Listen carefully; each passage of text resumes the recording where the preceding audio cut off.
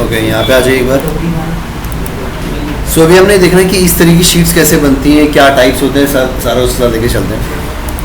तो basically sheet में क्या क्या चीज़ें देखो, यहाँ पे अगर आप देखोगे बेंड्स दे रखे हैं, यहाँ मल्टीपल बेंड्स दे रखे हैं शीट के ऊपर, ठीक है।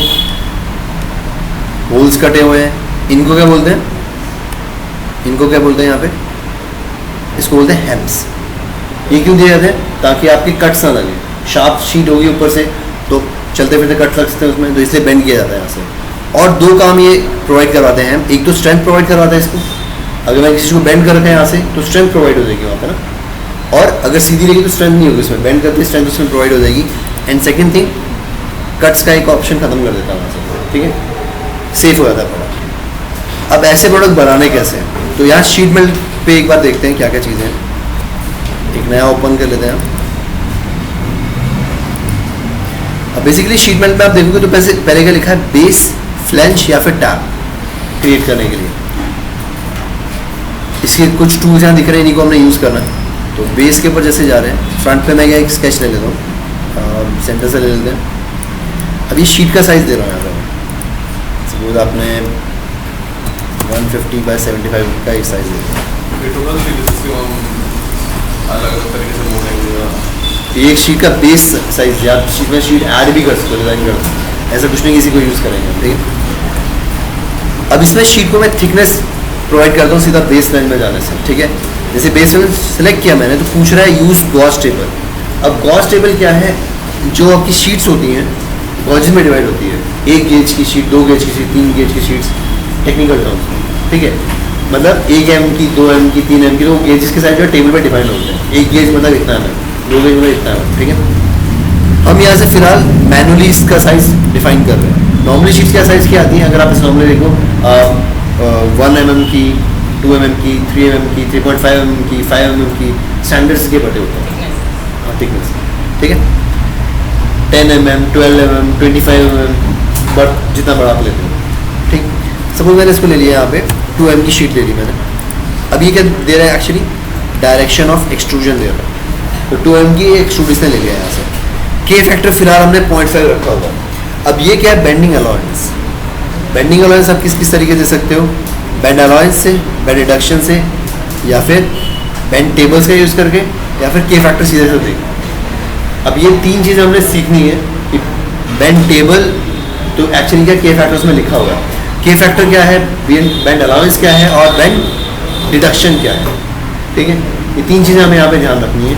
और फिलहाल हम के फैक्टर यूज़ कर रहे हैं 0.5। अभी के फैक्टर 0.5 यूज़ करें, फिर देखते हैं के फैक्टर है क्या आगे। ऑटो रिलीफ क्या होता है, ऑटो रिलीफ क्या है, जब 2 शीट्स मुड़ रही हैं, जैसे मैंने ये शीट अभी बनाई, अभी जैसे मैंने पीछे दिखाया था शीट बेंड हो रही, जहाँ से उठ गई, तो 2 शीट जब यहाँ से उठेगा और यहाँ से उठेगा, तो बीच में जो कॉर्नर बच रहा है उसके बीच में रिलीफ, रिलीफ मतलब, रिलीफ का मतलब क्या होता है, वहाँ पे कितना रिलीफ का मतलब आराम होता है ना। तो रिलीफ कितना आपने वहाँ पे स्ट्रेस कम करने के लिए क्या गैप छोड़ा हुआ है, गैप कितना छोड़ा हुआ है, ठीक है। तो अभी इसमें 3 टाइप से डिफाइंड है, rectangular, tier end of brown, ठीक है। इन पर बात करेंगे अभी। इसको क्लिक करते हैं जैसे ही, तो मेरे पास में एक शीट बन के आती है जो कि क्या है, 2 mm थिक है, 100 बाय 150 बाय साइज है। मैं इसका थोड़ा साइज बढ़ा दे रहा हूँ, let's make it 500।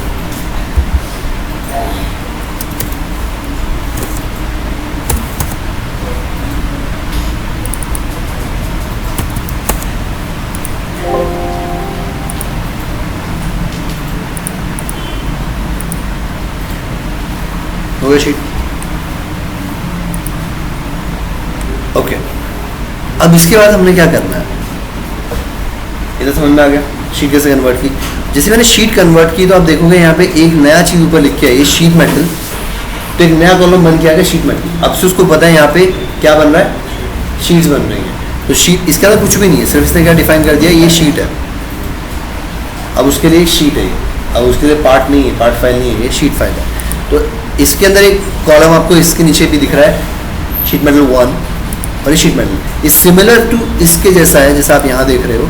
Configuration, default configuration, और डिफ़ॉल्ट कॉन्फ़िगरेशन के अंदर एक और अगर पार्ट हम बनाए सब पार्ट, तो सब कैटेगरी उसकी भी इसने दिखा रखी है। अब बेसिकली हो क्या रहा है, अगर मेरे पास सिर्फ एक ही शीट में यूज़ कर रहा हूँ, अब एक ही शीट के अंदर जैसे माउस के हमने मल्टीपल पार्ट्स बनाए थे, वैसे ही हम एक शीट के अंदर मल्टीपल शीट्स भी डिज़ाइन कर सकते हैं शीट मेटल के अंदर। तो एक शीट ये हो गई, एक कोई और हो गई। अब वो शीट जो है 3 mm की है, एक और जो शीट है ये शीट 2 mm की है, एक शीट 1 mm की है। तो जैसे जैसे डिफरेंट शीट्स हैं डिफरेंट के फैक्टर्स होंगे, डिफरेंट बेंड डिडक्शन होंगे, तो इस तरीके से क्या करेगा अपनी प्रॉपर्टी अलग कर लेगा। बाय डिफॉल्ट यहाँ पे सिर्फ 1 शीट है, तो आप इसमें चेक करोगे अगर ऊपर वाले में, तो यहाँ पे बता रहा है कि भाई अब इसका मोड़ने का डिफॉल्ट रेडियस कितना है। जब भी आप मोड़ोगे तो डिफॉल्ट रेडियस पे कितना मोड़ेगा, 0.733। मैंने कहा नहीं, मुझे 2 mm पे मोड़ना, 2 mm की थिकनेस 2 mm पे मोड़ना। फाइन, थिकनेस बता रहा है, ये के फैक्टर बता रहा है। सर ये मतलब आपने जैसे वो दिया था जिस पे बैंड होगा, तो हमेशा जिस पे बैंड होगा तो वो उसी पे, अगर कोई सा किसी भी टाइप का बैंड हो तो वो हमेशा उसी टाइप पे होगा। 2 mm का होगा।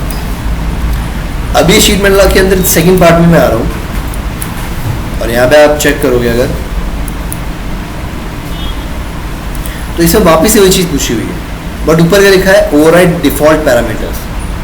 अब ओवरराइड डिफॉल्ट पैरामीटर क्या है जो मैंने ऊपर सेट किया है, अगर मैं इसको चेक रखता हूँ तो अभी भी शीट किस पे बेंड होगी, 0.73 पे। क्यों, ओवरराइड कर चुका है ये। मैं इसको अनचेक कर रहा हूँ, अब ओवरराइड नहीं कर रहा है, ऊपर वाली शीट की प्रॉपर्टी ही दे रहा है। क्लियर है, ये समझ में आ गई चीज़। और एक और नई चीज़ देखने को मिलेगी, कट शीट 1। कट शीट 1 क्या बता रहा है, इसमें अभी फिलहाल एक शीट है, मल्टीपल शीट्स होती है, तो जितनी ज़्यादा शीट्स होंगी उतना क्या होंगे, कट पैरामीटर्स हमारे बन जाएंगे। क्लियर, तो जब हम ड्राफ्टिंग कर रहे होंगे तो इन कट पैरामीटर्स को हम तब यूज़ कर रहे होंगे। ठीक है, कि इस शीट में इस प्रोडक्ट को बनाने के लिए 6 शीट्स यूज़ हुए हैं, तो 6 कट पीसेस बन गए उसके। ठीक है, इतना समझ में आ गया। अब बेसिक चीज़ देखते हैं, यहाँ पे लिखा है एज फ्लैंज। एज फ्लैंज का बेसिक वर्क क्या है, आपने पिक किया, कोई भी एज पिक किया, उसकी एक्सट्रूजन आपको मिल जाएगी।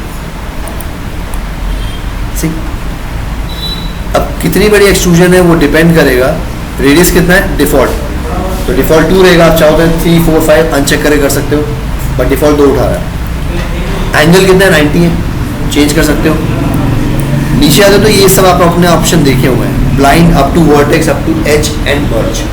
तो अभी अप टू वर्टेक्स के लिए क्या होगा, एक ऊपर कुछ होना चाहिए एज, अदरवाइज नहीं करेगा। तो जब यहाँ से सपोज ये फ्लैंज बन चुका है, अब यहाँ से एक फ्लैंज बन के यहाँ पे जब जा रहा है तो मैं कर सकता हूँ अप टू एज, वहाँ तक पहुँच जाएगा। अभी फिलहाल ब्लाइंड पे चलते हैं, रिवर्स कर सकते हैं। लेंथ यहाँ पे दे दिया आपने सपोज लेंथ से 75। अब 75 की लेंथ दी है, लेकिन कहाँ से दी है, यहाँ से ऊपर 75 है, बेस से 75 है। आप यहाँ देख रहे हो शीट बाहर आके गई है, थोड़ा सा देख रहे हो,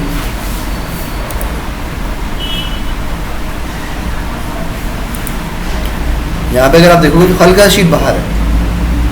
फाइन, अगर मैं इसको भी मेजर करूँ तो कैसे मेजर करूँगा, मुझे इसके ऐड करना पड़ेगा। तो इन सब चीज़ों को दिखाने के लिए, समझने के लिए क्या है आपके पास ये ऑप्शंस, जैसे यहाँ पे आप देखोगे क्या है, वर्चुअल शार्प, थोड़ी देखो हाइट छोटी होगी, देखो दिख रहा है, हल्की साइड ऊपर नीचे दिख रही होती है। अब एक्चुअली हो क्या रहा है कि ब्लाइंड तो इसने लिया है 75 का यहाँ से ऊपर, बट कहाँ से आएगा, इनको अगर आप ध्यान से देखो तो आउटर वर्चुअल शार्प क्या होता है, इससे अगर एक लाइन जाएगी ये वाला, और इससे जो लाइन जाएगी, क्या होता है, यहाँ से जो एक लाइन जा रही है और यहाँ से जो एक लाइन जा रही है, वर्चुअल शार्प क्या बना यहाँ पे, तो या तो यहाँ से मेजर करना है, और ये क्या है इनर वर्चुअल शार्प। अब इनर वर्चुअल शार्प क्या होगा, इसके यहाँ से मेजर करना है, तो 75 यहाँ से मेजर करना है या फिर यहाँ से मेजर करना है, तो दोनों केसेस में डिफरेंट रिजल्ट क्या होगा, 2 mm का डिफरेंस, हल्का सा देख रहे हो अपना। थर्ड क्या है, टेंजेंट बैंड, ये अभी कोई फर्क नहीं पता चलेगा इसमें, ये सिमिलर टू इसके जैसा ही है। टेंजेंट बैंड क्या करेगा, इसकी टेंजेंसी से उठाएगा यहाँ से, तो फिलहाल जब ये टेंजेंट बैंड कब वर्क करेगा, जब 90 से एंगल पर, तब वो टेंजेंट बैंड आपको दिखना शुरू होगा। तो बेसिकली है क्या, यहाँ से मेजर करना है, यहाँ से मेजर करना है, सिर्फ इतनी सी बात हो रही है यहाँ पे। ठीक है, फ्लेंज पोजीशन, अब इसको क्या बोलते हैं, फ्लेंज, जो आप देख रहे हो। अब इसकी पोजीशन फिलहाल आउटवर्ड है, इसमें कोई रूल नहीं है कि यहाँ से यही करना है, वहाँ से वही करना है। आपको सिर्फ ये देखना है कि आप चाहते कहाँ से मेजर करना है। आप अगर जो मेजरमेंट ली है आपने, जिसको मैंने 150 250 किया था, 500 किया था, अगर मैं अभी देखूँ तो 500+2 हो चुका होगा। आप चाहते हो 500+2 पे वो बेंड मतलब 502 ओवरऑल लेंथ, आप चाहते हो नहीं, आप चाहते हो 500 के बीच में ही आए बेंड, तो आपने क्या किया, यहाँ से देखा, इसको अंदर कर दिया। सी आपने इसको देखा तो ये क्या करेगा, रेडियस के साथ अलग से उठाएगा, है ना, तो ये बेंड भी लेगा 2 का, फिर ऊपर से ये 2 उठाएगा। आपने कहा शार्प एज, तो अब बेसिकली क्या कर रहा है, इसका शार्प और इसका शार्प जो बन रहा है वहाँ से उठा रहा है, ये वही टेंजेंसी वाला। अब इसको टेंजेंसी वाले को टेंजेंसी से उठा लेगा, इस लाइन का टेंजेंसी कहाँ से आ रहा है, तो आप पे डिपेंड कर रहा है किधर। अभी ये मेजर करो 500 के बीच में आ रहा होगा, फाइन, ओके। इनके बारे में बात करेंगे, क्या चीज़ है ये, इतना क्लियर हो गया, ओके कर दिया, एक शीट मिल गई मुझे। सिमिलर वे में इस पर वापस एडिट अगर करूँ तो मल्टीपल शीट दे सकता हूँ एक के अंदर, पिक कैच, पिक किया, देख रहे हो। अब यहाँ पे आपको कट दिख रहा होगा, इसको क्या बोल रहे हैं हम, रिलीफ के बारे में जो बात हम कर रहे थे, ठीक है। अब यहाँ पे आप देखोगे रिलीफ टाइप, तो रिलीफ टाइप बाय डिफॉल्ट हमने ऊपर क्या दिया था, रेक्टेंगुलर, तो रेक्टेंगुलर ही उठाएगा। अगर इसको मैं चेक करता हूँ कस्टम रिलीफ टाइप, तो उसके बाद आप यहाँ पे दे सकते हो अपने हिसाब से रिलीफ टाइप क्या है, फाइन, इतना क्लियर है। तो यहाँ पे रिलीफ टाइप हमारे पास क्या है, ये भी बहुत इंपॉर्टेंट फैक्टर है कि किस तरीके से रिलीफ है आपका। जो स्टैंडर्ड रिलीफ होते हैं उनके बारे में आप बात करेंगे अगले 1-2 लेक्चर्स के अंदर कि किस तरीके से करते हैं। तो फिलहाल हमारे पास 3 टाइप की रिलीफ है, रेक्टेंगुलर कट और ब्राउन एंड टीयर। टीयर क्या करेगा, जैसे एक शीट है फट गई यहाँ से, शीट टीयर हो गई, ठीक है, इसमें गैप दिख रहा है ऐसा, उसमें गैप नहीं दिखेगा, ओके। अब इसको देखते हैं, रिलीफ रेशियो क्या है, कितना रेशियो पे वो कटे, कितना रेशियो पे कट हो। अब इसको हम देखेंगे अभी आगे, फिलहाल इस चीज़ को समझ लिया। तो अगर सर आपने बताया था जैसे अगर इसमें टीयर होता है तो वो जॉइंट होता है, नहीं जॉइंट नहीं होगी, बस टीयर, मतलब टीयर क्या होता है, फाड़ना, ठीक है। ये शीट से यहाँ पे टीयर कर दिया, ऊपर आ गया, ये टीयर कर दिया, ऊपर आ गया, बस, ठीक है।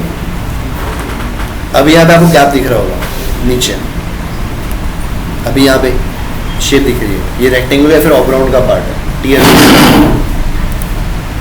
अब बात ये हो रही कि पूरे शीट के ऊपर हमारा फ्लेंज चलेगा, नहीं चलेगा, आप चाहो तो उसको चेंज कर सकते हो। अब चेंज कैसे करना है, पिक किया, एडिट शीट, जैसे मैं क्लिक करता हूँ और एडिट फ्लेंज प्रोफाइल पे जाता हूँ, तो ये मेरे को स्केच के अंदर लेके आ जाएगा, देख रहे हो। अब यहाँ से मैं सिलेक्ट कर सकता हूँ कि भाई यहाँ से लेकर मुझे यहाँ तक स्केच चाहिए था, और इसकी लेंथ है इतना सपोज, और अभी ब्लू है, देख रहे हो, क्योंकि ब्लू इसलिए क्योंकि अभी तक इसको ये पता नहीं कि इधर से कितना उठाना है ना, दिख रहा है इतना। आपने फिनिश किया, बाहर आ गए, आपकी जो 3 फ्लेंज है उसमें से एक फ्लेंज आपने इस तरीके से बना दिया, फाइन। तो भी आप देखोगे यहाँ,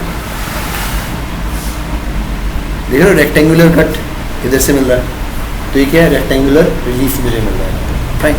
अब इसका फ़ायदा क्या है, अगर ये इस तरीके से नहीं मिलेगा तो क्लियरेंस नहीं मिलेगी ढंग से, शीट उठते उठते रगड़ेगी उससे, ठीक है।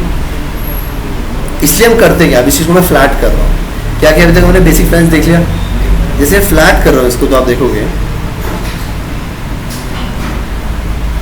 ये शीट है जो आप CNC पे कट कर, CNC से ये शीट आप काटोगे, आपके पास इतनी बड़ी शीट थी, आपने CNC टूल से ऐसे करके कट कर दिया, बाद में मशीन में आके बेंड कर दिया। अब जो ये शीट कटी है इसमें आपको पहले से ऐसे कट देना है ताकि बेंड करने के टाइम पे कोई इशू ना हो। अब ये क्या है, रेक्टेंगुलर रिलीफ दिया था तो ऐसा दिख रहा है, टीयर होगा तो एकदम जुड़ा होता, बस फट रहा होगा वहाँ से, ठीक है,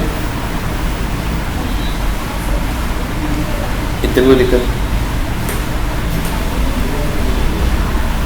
ओके, फ्लैट जो है आपका एक बटन है सिर्फ, उसको जितनी बार ऑन करोगे उतनी बार ऑफ भी करना। अगर इस फ्लैट पे जाके मैं कोई और काम कर रहा हूँ, सपोज अभी मैं चाहूँगी मैं यहाँ पे एज फ्लेंज दे दूँ तो मैं नहीं दे सकता, कट देना चाहूँगा मैं कट दे सकता हूँ, बट उसको मतलब नहीं, अभी के लिए फिलहाल आप करो, ठीक है। फ्लैट को अनफ्लैट किया, वापस मेरे पास नॉर्मल विंडो आ गई। ना कोई इशू। इसके आगे आप देख रहे हो आपके पास में क्या आ रहा है, मीटर फ्लैंज। मीटर फ्लैंज क्या करता है, आज सिर्फ बेसिक बात देख रहा हूँ। मीटर फ्लैंज क्या करेगा, कोई भी एक प्रोफाइल है, जैसे मैंने इस पर क्लिक किया यहाँ, मीटर फ्लैंज बेसिकली काम करता है फ्लैंज जैसे ही, बट इसमें हम मल्टीपल एजेस दे सकते हैं। जैसे ये स्केच बन रहा है यहाँ पे, अब मैं इसमें ऐड करवाना चाह रहा हूँ कि भाई यहाँ से एक ऐसी लाइन जाए और ऐसी लाइन जाए, ठीक है, बाहर आ गया। और बाहर देखोगे मेरे मीटर फ्लैंज के ऊपर एक लाइन आ रही है इस तरीके से, और जिन एजेस को मैं ऐड करूँगा, इसे जोड़ा होगा तो ये शायद इसमें आ जाता, अब नीचे से जोड़ा होगा तो एक साथ उसमें आ जाते हैं, बट अब यहाँ कट लग रहा है तो शायद उठाएगा नहीं उसको।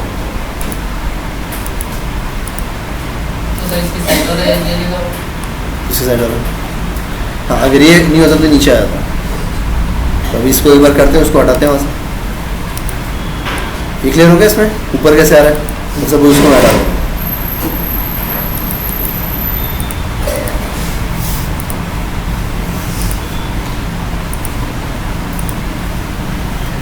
पिक किया आपने एंड यहाँ पिक किया, सी अब इधर से इधर वहाँ से डिलीट नहीं किया था, तब इसको पिक करते तो वो पिक कर लेता है नहीं, बट ये अगर एक दूसरे में ओवरलैप करेगा तो ये पिक नहीं करेगा। ठीक है, ओवरलैप करता मतलब ओवरलैप करता है उस टाइम। क्लियर है, यहाँ पे इस तरीके वर्कआउट हो रहा है। तो यहाँ पे आप देखो तो सेम कॉर्नर में काम करते हुए काम हो रहा है सारे सारे। ये क्लियर, इसमें बोलते हैं मीटर फ्लैंज। अब बेसिकली इसको अगर आप ध्यान से देखोगे तो किया क्या था हमने इसमें, इसके अंदर एक स्केच बनाया था, जो मैंने एज पिक किया उसके नॉर्मल पे ही ऑलरेडी एक प्लेन बनाया था, जिसे आप स्वीप में करते थे। बेसिकली स्वीप है, क्या है ये, स्वीप है, शीटमेंट का स्वीप है। हाँ हाँ, तो जो इसके बाद आप जो प्रोफाइल दोगे उस प्रोफाइल को बैंड पाथ लेके कर लेगा। यहाँ प्लेन बन गया, मैंने स्केच दे दिया और उसको पाथ को बना रहा है, फाइन। अब इसके बाद क्या आता है कि मेरे पास हैम क्या सीखा था हमने, हैम होता है हमारा कि हैम क्या होगा ये, इसको वापस एक बार इंस्टॉल करके वापस क्रैक कर दिया।